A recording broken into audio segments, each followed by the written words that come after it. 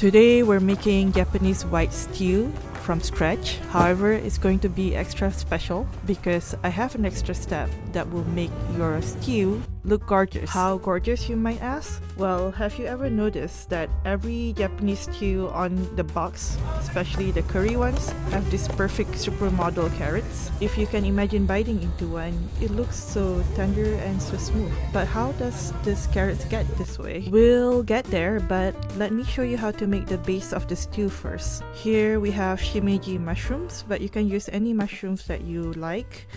This is 50 grams of it. We're going to fry the mushroom in butter, so add 2 tablespoons of butter, and we're going to slowly fry these mushrooms in medium heat. This will take about 5 to 10 minutes, and when it's fried, add 2 tablespoons of all-purpose flour. Then we cook the flour so that it doesn't taste raw.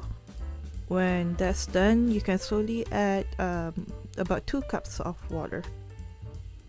Stir vigorously so there's no lumps and let it simmer. After that, turn off the heat. We're going to our carrots now. Originally, you're supposed to cut 45 degrees and every quarter roll you're supposed to perform a cut. But I myself find this is confusing. Sometimes when I follow the instructions, I find myself with this shape, which is definitely not right. Here is what I do nowadays. It's easy to remember and less chance of accidentally cutting your fingers. First, use a towel to stabilize because carrots can be slippery. First, cut it slanted. The angle is still 45 degrees.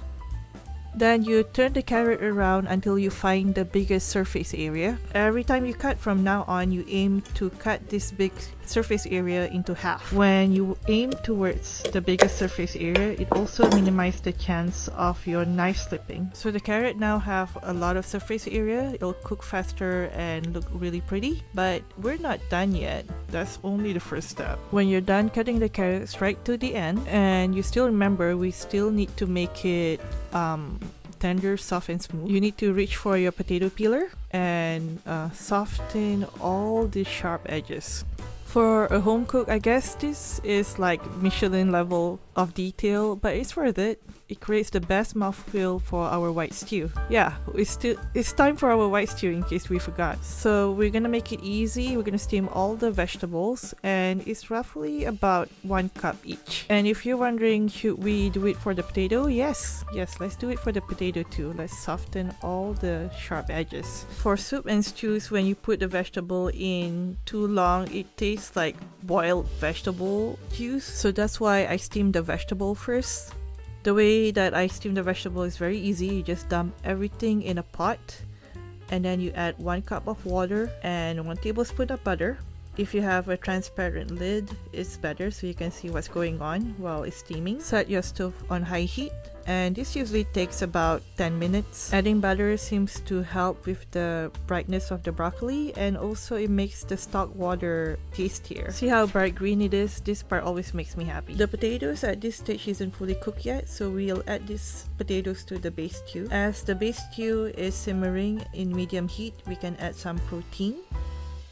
But also now is a good time to add all the spices. So you might notice that why didn't I just dump the potatoes with the carrots all at once? In a regular stew you can do it, but since we're doing a white stew, it might color the stew into this like unappealing peachy color. So adding the carrots after the potatoes are tender is best. To make it more creamy, add 1/4 cup of heavy cream. And now it's time to add our last vegetable, which are the broccoli. It's easier to cut it after you steam it. It's softer but not mushy. Steaming all the vegetable makes the color of the stew really striking. I hope you will try it. And again, I know that the step is a little bit extra, but it does really make such a beautiful looking stew. That's all for today and I hope to see you in my next video.